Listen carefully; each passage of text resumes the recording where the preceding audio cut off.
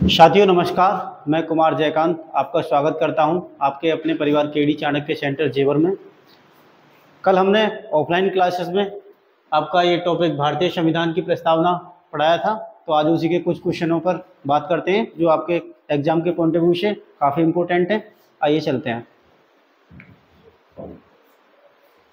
देखिए, संविधान की प्रस्तावना में भारत को कहा गया है, भारत को क्या कहा गया है? सर्वसत्ताधारी समाजवादी धर्मनिरपेक्ष लोकतांत्रिक गणराज्य, लोकतांत्रिक सर्वसत्ताधारी धर्मनिरपेक्ष समाजवादी गणराज्य, समाजवादी लोकतांत्रिक धर्मनिरपेक्ष गणराज्य। ऑप्शन डी सर्वसत्ताधारी लोकतांत्रिक सामाजिक और धर्मनिरपेक्ष गणराज्य। तो इसका आपको आंसर करना है। तो इसका राइट आंसर क्या है? इसका राइट आंसर है आपका ए। ठीक है दोस्तों, आपका नेक्स्ट क्वेश्चन है, भारत एक धर्मनिरपेक्ष राज्य है, इसका मतलब है कि भारतीय राज्य अल्पसंख्यक समुदाय के धर्म का समर्थन करता है, धर्म विरोधी नागरिकों का समर्थन करता है, किसी निश्चित धर्म का समर्थन करता है, या बहुसंख्यक समुदाय के धर्म का समर्थन करता है। क्वेश्चन नंबर 2 का आंसर करें। इसका ऑप्शन क्या है? सी। क्योंकि हमारे देश में क्या है? धर्मनिरपेक्ष, यानी कि उसका क्या मतलब हुआ कि हमारे देश में सभी धर्मों को समान आदर मिलेगा।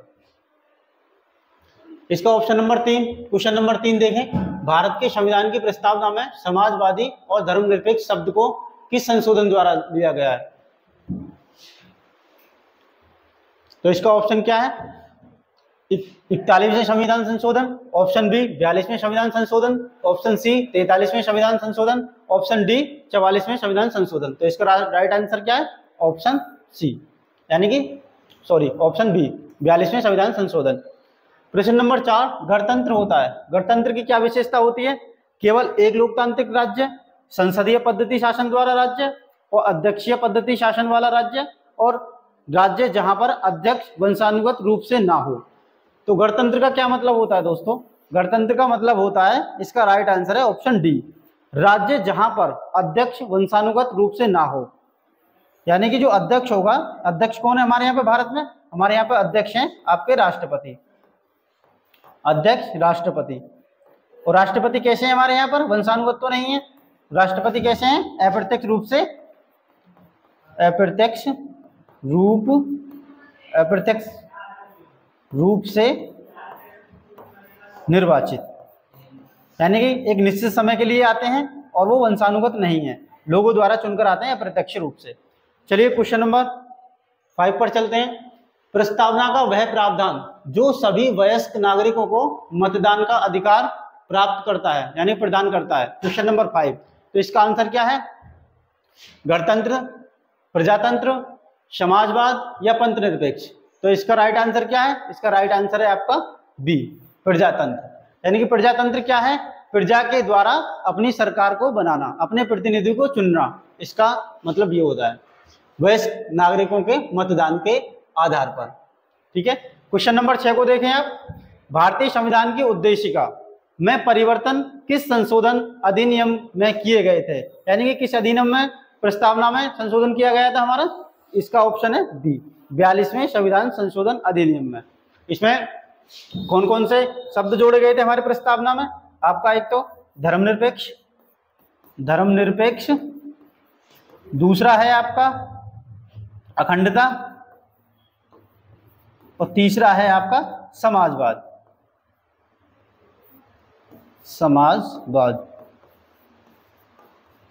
तो कौन से संविधान संशोधन में था? 42वें संविधान संशोधन 1976। अब है आपका प्रश्न नंबर 7।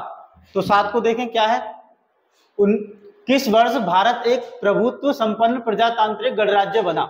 1947, 1949, 1950, 1956। तो इसका राइट आंसर क्या है आपका? 1950। इस दिन क्या हुआ था? 1950, यानी कि 26 जनवरी 1950 को हमारा संविधान लागू हुआ था। संविधान लागू हुआ तो क्या बना हमारा? एक प्रभुत्व संपन्न प्रजातांत्रिक गणराज्य। संविधान लागू हुआ,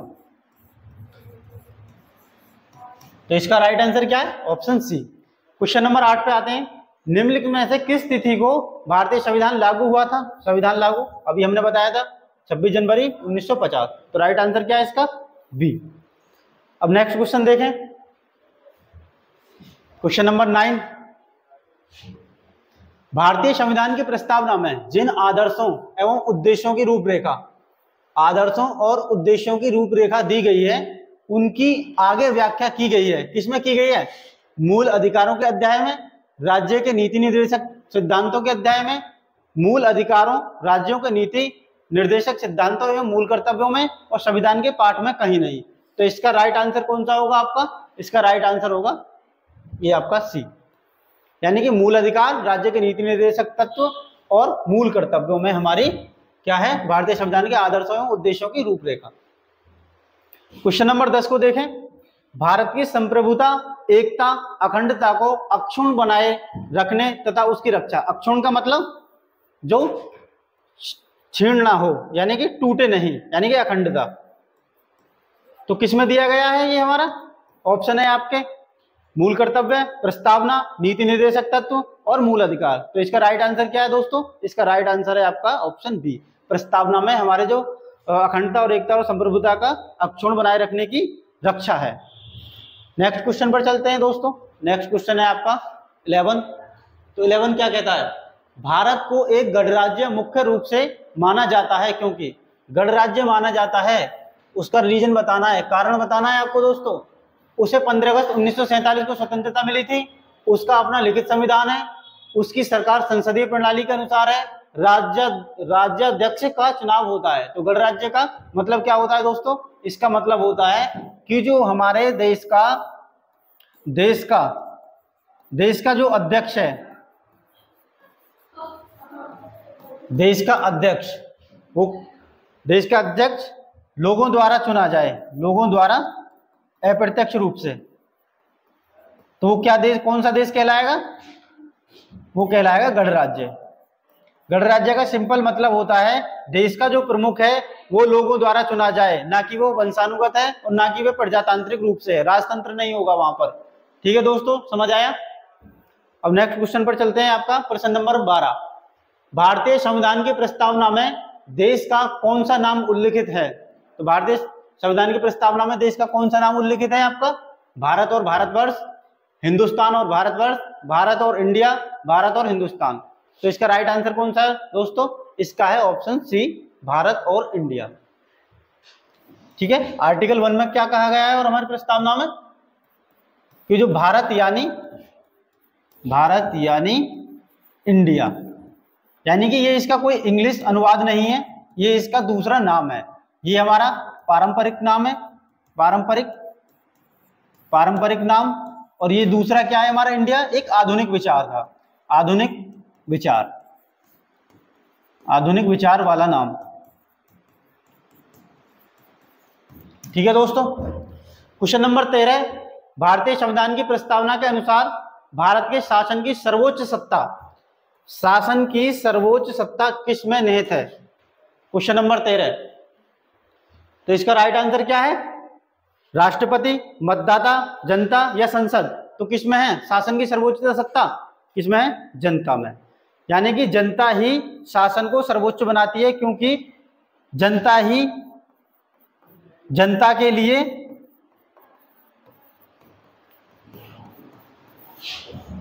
अपना शासन चुनती है, अपना शासक चुनती है।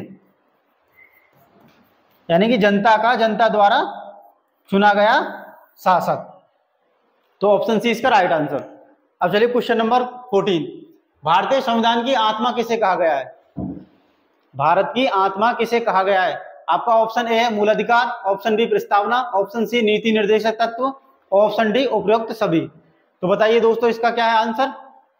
इसका आंसर है आपका बी, यानी कि हमारे इंडियन प्रस्तावना को भारतीय संविधान की आत्मा कहा गया है, प्रस्तावना को। क्वेश्चन नंबर 15 को देखिए। भारतीय संविधान के किस भाग में स्पष्ट रूप से घोषणा की गई है? क्या घोषणा की गई है? कि भारत एक धर्मनिरपेक्ष राज्य है। धर्मनिरपेक्ष राज्य है तो किसमें की गई है?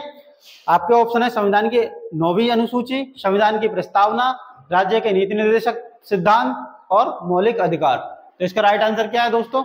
इसका राइट आंसर है आपका बी, संविधान की प्रस्तावना। संविधान की प्रस्तावना में क्या कहा गया है? धर्मनिरपेक्ष राज्य की परिभाषा दी गई है, उसमें प्रस्तुत किया गया है। नेक्स्ट क्वेश्चन है आपका 16।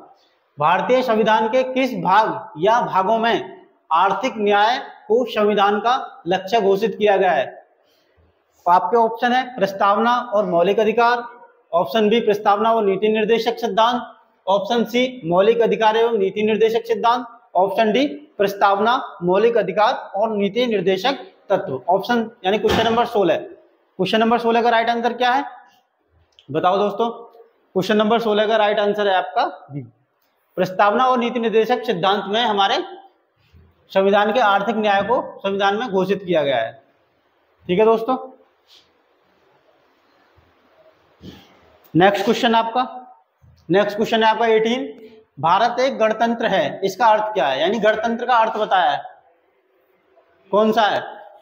सभी मामलों में अंतिम अधिकार जनता के पास है, भारत में संसदीय शासन नहीं है, भारत में वंशानुगत शासन नहीं है, भारत राज्यों का संघ है। तो इसका राइट आंसर क्या है दोस्तों? इसका राइट आंसर है सी।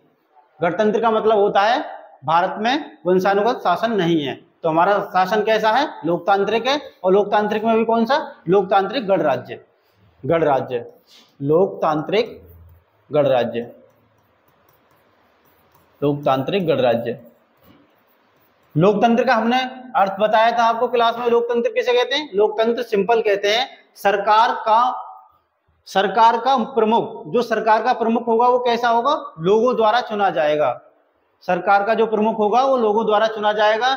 और गणराज्य का मतलब क्या होता है? जो सरकार का देश का प्रमुख है, राष्ट्र का प्रमुख है, वो भी एक निश्चित समय के लिए चुना जाएगा लोगों द्वारा। और हमारे यहाँ पर कैसे चुना जाता है? अप्रत्यक्ष रूप से चुना जाता है। और अध्यक्ष कौन है हमारे यहाँ राष्ट्र का? राष्ट्रपति। क्वेश्चन नंबर 9 पे चलते हैं। भारत में लौकिक सार्वभौमिकता क्योंकि संविधान की प्रस्तावना आरंभ होती है। क्वेश्चन नंबर 19 को पढ़िए ध्यान से। इसके ऑप्शन क्या है? प्रजातांत्रिक भारत के शब्दों में, जनता के जनतंत्र शब्दों में, जनता के लोकतांत्रिक शब्दों में, हम भारत के लोक के शब्द में। तो इसका राइट आंसर कौन सा है दोस्तों? इसका राइट आंसर है डी। तो प्रस्तावना में कहा लिखा गया है? आपने पढ़ा होगा प्रस्तावना, उसमें शुरू से ही क्या लिखा हुआ है? हम भारत के लोग। कहां से शुरू होती है वो? हम भारत के लोग। तो इसका अर्थ क्या हुआ? लौकिक सार्वभौमिकता किससे संबंधित है? हम भारत के लोग थे। हम भारत के लोग का जो एक भाव है वो लौकिक सार्वभौमिकता को प्रकट करता है। नेक्स्ट क्वेश्चन पे चलते हैं आपके। Question number 20। भारतीय संविधान की प्रस्तावना के सिलसिले में निम्नलिखित में से कौन सा क्रम सही है? Question number 20। ऑप्शन पढ़िए इसके। गणतंत्र, जनवादी, धर्मनिरपेक्ष, समाजवादी, सार्वभौम सत्ता संपन्न, समाजवादी, जनवादी, धर्मनिरपेक्ष, गणतंत्र। ऑप्शन सी सार्वभौम सत्ता संपन्न, जनवादी, धर्मनिरपेक्ष, समाजवादी, गणतंत्र। ऑप्शन डी सार्वभौम सत्ता संपन्न, समाजवादी, धर्मनिरपेक्ष, जनवादी, गणतंत्र। तो सही क्रम देखना है आपको, कौन सा सही क्रम है जो हमारी प्रस्तावना में दिया गया है। तो इसका सही क्रम कौन सा है? Option D. सबसे पहले क्या? सार्वभौम सत्ता संपन्न, दूसरा समाजवादी, तीसरा आपका धर्मनिरपेक्ष, फिर जनवादी और गणतंत्र। ये इसका सही क्रम है। अब देखिए क्वेश्चन नंबर 21। भारतीय संविधान की प्रस्तावना में निम्नलिखित में से किस स्वतंत्रता का वर्णन किया गया है? प्रस्तावना में किस स्वतंत्रता का वर्णन कहा गया है? देखिए, विचार की स्वतंत्रता, विचार प्रकट करने की स्वतंत्रता, विश्वास की स्वतंत्रता या आर्थिक स्वतंत्रता। प्रस्तावना की बात हो रही है दोस्तों, सिर्फ प्रस्तावना में कौन से स्वतंत्रता की बात है? ऑप्शन आपका डी, आर्थिक स्वतंत्रता की बात की गई है आपके प्रस्तावना में। बाकी ये सब कहाँ है? हमारे फंडामेंटल राइट में आती है। आपका नेक्स्ट क्वेश्चन कौन सा है? आपका 22। हमारे संविधान में राष्ट्र का उल्लेख किस नाम और नामों से किया गया है? भारत तथा इंडिया, केवल भारत, हिंदुस्तान तथा इंडिया, भारत, हिंदुस्तान तथा इंडिया। इसका राइट आंसर कौन सा है दोस्तों? इसका राइट आंसर है आपका ए, भारत तथा इंडिया। भारत और इंडिया को इस दो नामों से संबोधित किया गया है। आपका क्वेश्चन नंबर 23। कल्याणकारी राज्य का उद्देश्य क्या है? 23 आपके ऑप्शन है अधिकतम संख्या का अधिकतम कल्याण सुनिश्चित करना, कमजोर वर्गों के कल्याण का प्रबंधन करना, सभी नागरिकों को स्वास्थ्य सुविधाएं प्रदान करना, उपरोक्त में से कोई नहीं। तो 23 इसका राइट आंसर क्या है? इसका राइट आंसर है ए, अधिकतम संख्या का अधिकतम कल्याण सुनिश्चित करना। यानी कि देश के जितने भी लोग हैं उनमें से जितना की संभावना हो सके, जितनी पॉसिबिलिटी हो सके, और मैक्सिमम कल्याण करना, यानी कि वेलफेयर कैसे करना, मैक्सिमम, यानी मैक्सिमम लोगों का मैक्सिमम कल्याण करना, ये हमारी क्या है, कल्याणकारी राज्य की एक भावना है। अब क्वेश्चन नंबर 24 पे चलते हैं। निम्नलिखित में से कौन सा शब्द भारत के संविधान की उद्देशिका में नहीं है? क्या कह रहा है, उद्देशिका में नहीं है। शब्दों को पकड़ना है आपको दोस्तों। क्वेश्चन में कभी कभी हम ध्यान से नहीं पढ़ते, आता हुआ क्वेश्चन भी आपका क्या हो जाता है, गलत। तो ये क्या रहा है, उद्देशिका में नहीं है। तो समाजवादी, पंथनिरपेक्ष, प्रभुता संपन्न या लोक कल्याण, आपको इसका आंसर करें तो इसका आंसर क्या है आपका, लोक कल्याण। हम लोक कल्याण की बात नहीं करते हैं, प्रभुता संपन्न की बात करते हैं, पंथनिरपेक्ष की बात करते हैं और समाजवादी की बात करते हैं। तो इसका राइट आंसर कौन सा, ये इसका राइट है। प्रश्न नंबर 25, भारतीय संविधान की प्रस्तावना में संशोधन किस वर्ष हुआ? सभी को पता है 1976 में हुआ था, 42वें संविधान संशोधन के अंतर्गत, ठीक है। और कौन कौन से शब्द जोड़े गए थे ये भी पता है आपको। भारत के संविधान की उद्देशिका में कौन सा शब्द नहीं दिया गया, देखिए कौन सा शब्द नहीं दिया, उद्देशिका यानी प्रस्तावना। उद्देशिका को हम क्या कहते हैं, प्रस्तावना। इंग्लिश में क्या कहते हैं इसको, प्रेम्बल, ठीक है। कौन सा शब्द नहीं दिया गया है, धर्म, उपासना, भाषा या विश्वास? Option number 26। तो क्या नहीं दिया गया है इसमें, ये आपका भाषा। भाषा के बारे में कोई बात नहीं की हुई है इसमें, ऑप्शन नंबर 26। नेक्स्ट क्वेश्चन पर चलते हैं आपके 27, भारत के संविधान की उद्देशिका में वर्णित शब्दों का सही क्रम। प्रस्तावना में जो वर्णित शब्द हैं आपके, उनका सही क्रम पता करना है कि वो किस तरीके से क्रमबद्ध हैं। तो आपका ऑप्शन है बंधुता, समता, स्वतंत्रता, न्याय, समता, स्वतंत्रता, न्याय, बंधुता, स्वतंत्रता, समता, न्याय, बंधुता, न्याय, स्वतंत्रता, समता और बंधुता। तो इसका राइट आंसर क्या है दोस्तों, इसका राइट आंसर है आपका डी, न्याय, स्वतंत्रता और समता और बंधुता। ये आपका क्वेश्चन नंबर 27। आपका नेक्स्ट क्वेश्चन है, भारत के संविधान की प्रस्तावना में कौन सी विशेषता नहीं है? कौन सी विशेषता नहीं है प्रस्तावना में? ऑप्शन पंथनिरपेक्षता, संघीय शासन, राजनीतिक न्याय और प्रतिष्ठा की समानता। क्वेश्चन नंबर 28, इसका ऑप्शन क्या है, संघीय शासन 28, ठीक है दोस्तों। नेक्स्ट क्वेश्चन, भारत के संविधान की उद्देशिका की कौन सी विशेषता निर्वाचित राष्ट्रपति द्वारा रेखांकित नहीं है? संविधान की उद्देशिका में, ठीक है, निर्वाचित राष्ट्रपति द्वारा रेखांकित है, क्या है? संपूर्ण प्रभुत्व संपन्न, समाजवादी, पंथनिरपेक्ष और गणराज्य। तो बताइए क्वेश्चन नंबर 29, इसका ऑप्शन क्या है आपका, ऑप्शन डी। हमने बताया था जो हमारा राष्ट्रपति है वो क्या, किससे संबंधित है, गणराज्य से। गणराज्य का मतलब है पिछली बस समझा चुका हूं पिछले प्रश्न में। तो इसका राइट आंसर कौन सा है आपका, डी। आपका क्वेश्चन नंबर 30, संविधान की प्रस्तावना के शब्दों का सही अनुक्रम है। शब्दों का सही अनुक्रम, इसमें भी आपका क्या पूछा, सही अनुक्रम। क्वेश्चन नंबर 30 पढ़िए एक बार, क्वेश्चन नंबर 30। तो इसका राइट आंसर क्या है, सी, संप्रभु, समाजवादी, धर्मनिरपेक्ष, प्रजातांत्रिक और गणराज्य। आप एक बार अपनी जो भारतीय प्रस्तावना है उसको पढ़ने की कोशिश करें और उसके कुछ शब्दों को और उसके कुछ क्रमों को जानने का प्रयास करें और कोशिश करें कि वो याद रहे। आपको क्वेश्चन नंबर 31, प्रस्तावना में वर्णित स्वतंत्रता, समानता और बंधुता के आदर्श प्रेरित हैं। यानी कि प्रस्तावना में स्वतंत्रता, समानता, बंधुत्व के आदर्श प्रेरित हैं। कहां से प्रेरित हैं दोस्तों, आप बताइए। इसका राइट आंसर क्या है, रूसी क्रांति से, आयरिश क्रांति से, फ्रांसीसी क्रांति से, अमेरिका क्रांति से। तो इसका राइट आंसर क्या है दोस्तों, इसका राइट आंसर है ऑप्शन सी आपका, फ्रांसीसी क्रांति से। आपका लास्ट क्वेश्चन, भारत के संविधान में उद्देशिका का विचार लिया गया है, यानी कि जो उद्देशिका का विचार है वो कहां से लिया गया है? तो आपके ऑप्शन कौन कौन से हैं, इटली के संविधान से, कनाडा के संविधान से, फ्रांस के संविधान से, यूएसए के संविधान से। तो इसका राइट आंसर क्या है दोस्तों, यूएसए के संविधान से। क्यों? क्योंकि ये विश्व का सबसे पहला संविधान है, तो यहीं में प्रस्तावना को प्रस्तुत किया गया था। तो यहीं से सभी लोगों ने, आगे सभी देशों ने इसको संबोधित करना शुरू किया अपने संविधान में। आई होप दोस्तों आपको वीडियो अच्छी लगी। अच्छी लगे तो कमेंट करना, शेयर करना, लाइक करना। Thank you very much.